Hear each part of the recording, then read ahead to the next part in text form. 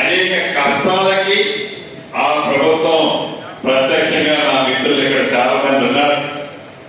ఆ కొద్ది రోజులు ఆ పార్టీలో నేను ఉన్నా ఏమీ సాయం చేయలేని నిస్సాయ స్థితిలో కూడా మీకు చెప్పిన సందర్భాలు కూడా ఉన్నాయి. అటువంటి పరిపాలన వద్దని, ప్రజాపాలన కావాలని, ఆ ప్రజాపాలన తెచ్చే దాంట్లో మీ శక్తి వచ్చిన కంటే ఎక్కువగా కష్టపడి పనిచేశారు కాబట్టి ప్రజాపాలన వచ్చింది అనేది పూర్తిగా ఈ ప్రభుత్వ పక్షాన నేను విశ్వసిస్తున్నా, నమ్ముతున్నా.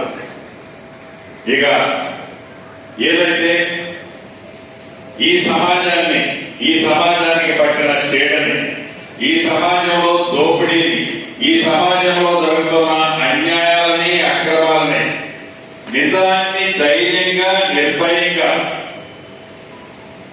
ఎన్ని ఇబ్బందులు మీరు ఇందాక రామనారాయణ చెప్పినట్టు ఆనాడు ఉద్యమం చేసి సాధించుకునే తెలంగాణలో ఈపులు పక్కన కొట్టించుకున్నట్లే సాధించుకున్న తెలంగాణలో ఆ 10 సంవత్సరాల పరిపాలనలో వాక్ స్వాతంత్రం కానీ, పెద్ద స్వతంత్రం కానీ, ఇంకొక స్వతంత్రం కానీ లేకుండా బ్రిటిష్ పరిపాలనని మరిపించే విధంగా పరిపాలన ఉన్న అనేక ఇబ్బందులు ఎదుర్కొని చాలా సందర్భాల్లో నిజాన్ని నిర్భయంగా చేసి ఇబ్బందులు పడ్డ నా సోదరులు కూడా ఇక్కడ చాలా మంది ఉన్నారు. ఈ జిల్లాలోనే కాదు, రాష్ట్ర వ్యాప్తంగా అనేక మంది ఇట్లా ఇబ్బందులు పడ్డవాళ్ళు కథలుగా అప్పుడు చెప్పేవాళ్ళు, ఇప్పుడు కూడా కలిసినప్పుడు ఆ సందర్భాన్ని గుర్తు చేశారు. ఆ రోజులన్నీ కనిపించి ఈ ప్రజాపాలనలో మీరు 3 సమస్యలని ఏజెండాలో ప్రధానంగా అడిగారు. ఈ 3టికి సూత్రధారంగా, పాత్రధారంగా మొదటి అంశం అక్రిడిటేషన్ కార్డ్స్. ఈ సమస్య పరిష్కారం అయితే మిగతా సమస్యలు ఒకటి ఆనరబుల్ సుప్రీంకోర్టు జడ్జిమెంట్ ఉంది.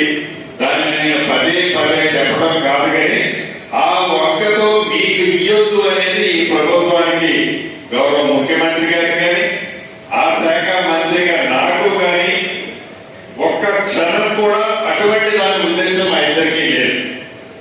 ఎందుకంటే ఈ ప్రభుత్వం వచ్చే దాంట్లో ప్రధాన పాత్ర పోషించిన మీరు చిన్న కోరికలు కోరే వాటిలో రాష్ట్ర ప్రభుత్వ పక్షాన మీకు సహకరించే దాంట్లో ఈ ప్రభుత్వం వెనకడుగు వేయదు అని కూడా మీ మనసులో ఉంచుకోవాలని కూడా మనస్ఫూర్తిగా కోరుతున్నా. ఇందాక మిత్రులు అడిగినట్టు అక్రిడిటేషన్ కార్డ్స్ ఈ సోమవారం కానీ, మంగళవారం కానీ వచ్చే సోమవారం కానీ, మంగళవారం కానీ 100% మీకు కమ్యూనికేషన్ చేస్తా. ఫస్ట్ అక్రిడిటేషన్ కార్డ్స్ ని మనం ఫిక్స్ చేయగలిగినట్లయితే ఇమీడియట్లీగా దానికి ఈక్వలెంట్ గా హెల్త్ కార్డ్స్ ఇమీడియట్ గా పాస్ అవుతాయి. అది పెద్ద సమస్య కాదు. ఫస్ట్ దీనికి సమస్య లేదు అని మీరు అనుకుంటున్నారేమో, కానీ అక్రిడిటేషన్ కార్డ్స్ సంబంధించే దాంట్లో మనం ఫిల్టర్ చేసే దాంట్లో కొంత ఇబ్బంది ఉంది. మీరు కొన్ని సూచనలు ఆల్రెడీ నాకు రిటర్న్ గా మంత్రిగా నాకు పంపించారు. ఆ సూచనలో కొన్నింట్లో నేను కూడా కన్విన్స్ కాదనుకుంటున్నాను.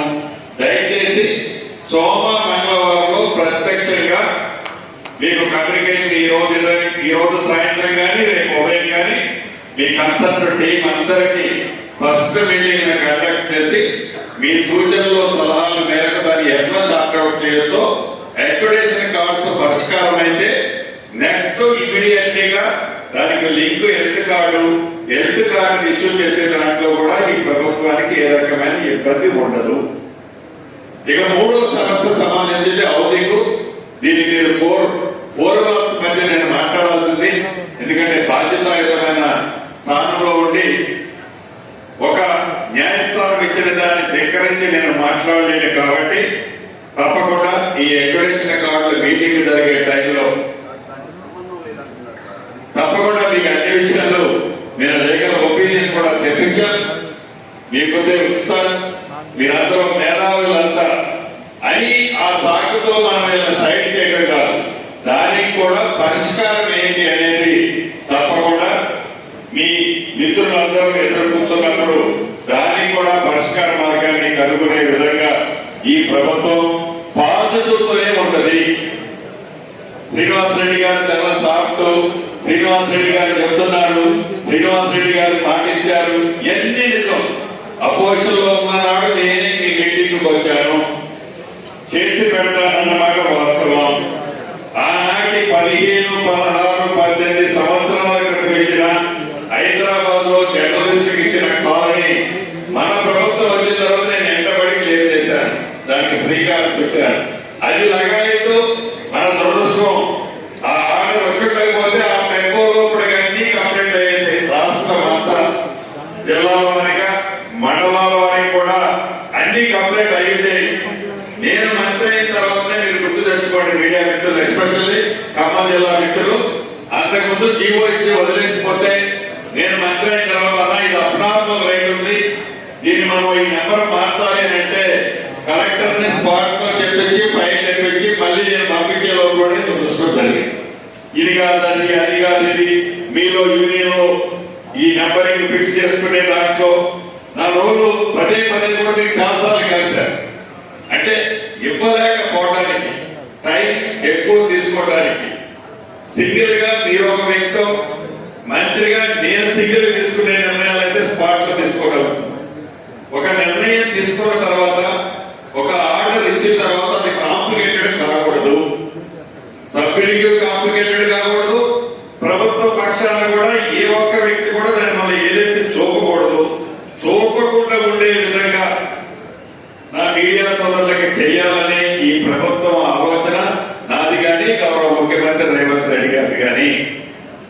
ఆచరణ సాధ్యంగాని ఏ వాగ్దానాలు ఇలా బాధ్యతాయుతమైన స్థితిలో కూర్చున్న మేము ఆచరణ సాధ్యంగాని ఏదైనా మాట ఇచ్చి దాని చేతగాని మాటలుగా ఉంచుకునే ప్రసక్తి ఉండదు. మళ్ళీ స్పష్టంగా మీకు చెప్పేది, యాజ్ ఎర్లీ యాజ్ పాసిబుల్ ఈ Monday Tuesday first meeting accommodation card మీద మనం కూర్చుంటాం. అకామిడేషన్ కార్డు 1 మీటింగ్ 2 మీటింగ్స్ మీరు కన్విన్స్ అయితే ఇమీడియట్లీగా మీకు సంబంధించిన health card subject sort out చేస్తాం.